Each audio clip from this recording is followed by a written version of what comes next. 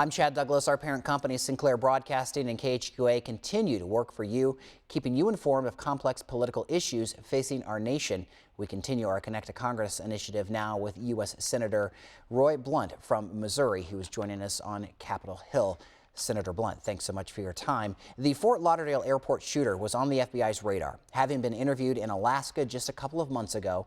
The Elder Tsarnaev brother in the Boston Marathon bombing and Omar Mateen, the Orlando nightclub shooter, were also on the FBI's radar.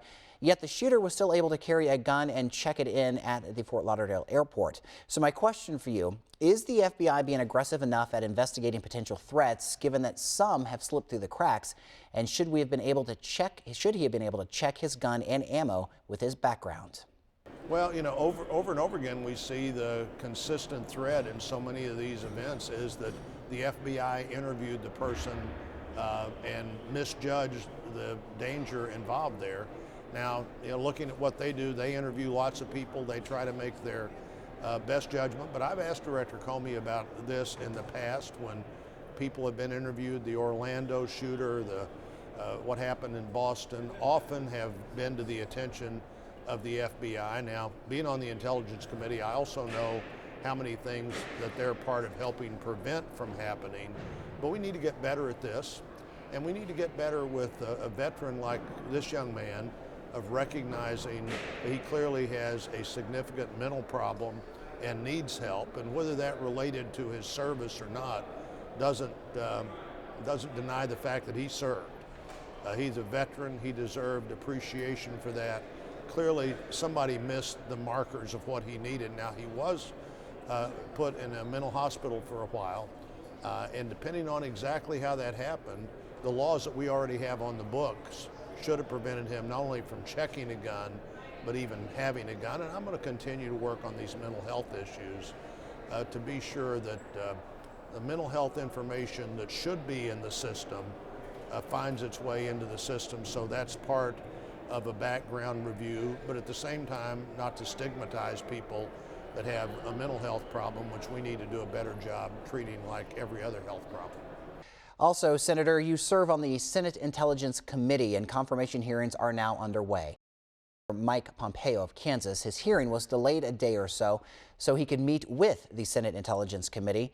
What can you tell us about that meeting, and how do you foresee this hearing going?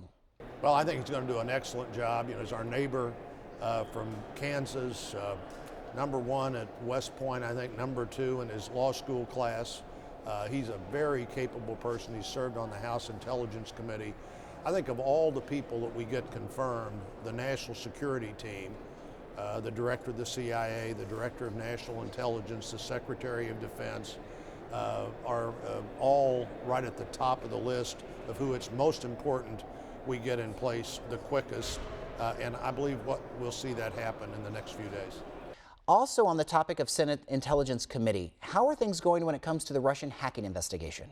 Well, we had a hearing on the Russian hacking yesterday, and you know, the interesting thing there, I thought that the Director of National Intelligence said, well, probably they've involved themselves over the last few years in about 24 elections in about 24 different countries. So it does make me wonder why we weren't more alert at the national security level and at the White House than we were. And if we were alert, why didn't we step in quicker to do something about it and to be more helpful to the Democrat National Committee, who may or may not have been as vigilant as they should be. But we can't have the Russians or anybody else thinking that they can implicate themselves in our elections and involve themselves in our elections and not pay a price. Also, one of the first topics to be brought up under a Trump administration is the repealing of Obamacare. With Republicans in control of Congress and the White House, there is a good chance that the Affordable Care Act is going to go away, at least as we know it now. What do you tell people who will now lose health insurance because of this? Well, we've had a lot of people lose their health insurance, and clearly Obamacare has not worked. This is a system that continues to spiral downward in our state. We have 115 counties, and in 97 of them, only one company offers health insurance. And that one company is allowed to charge whatever they were allowed to charge to just convince them to continue to be the one company. We had two companies and more in every county of our state just last month. just last year, the year that just ended a month ago. So this is a system that's not serving people well, and we need to move on, and hopefully we'll be able to move on in a way that puts people back in control of their health care again, but ensures that everybody has access to health care. Well, you, sir, have a big role coming up in the President-elect Donald Trump's inauguration. Would you mind sharing with us what all you're doing and how excited you are to be a part of that?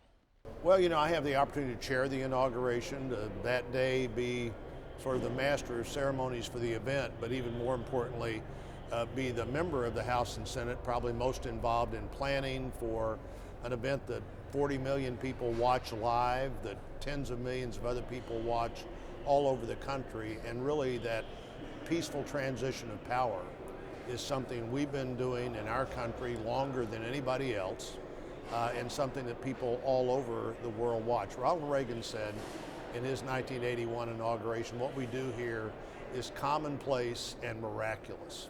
And one of the most miraculous things about it is so commonplace in our country to every 4 years or every 8 years see not only a new president, but often a new political party and democracy at work. Finally, you mentioned the MSU Chorale singing at the inauguration. How did that come about, and what do you hope the students get out of that experience? There's got to be some advantage to being the chairman, and Missouri State University Chorale will be here. A couple of the things that happen during the day will involve Missouri artists, Missouri companies, but a very small part of that'll be focused there.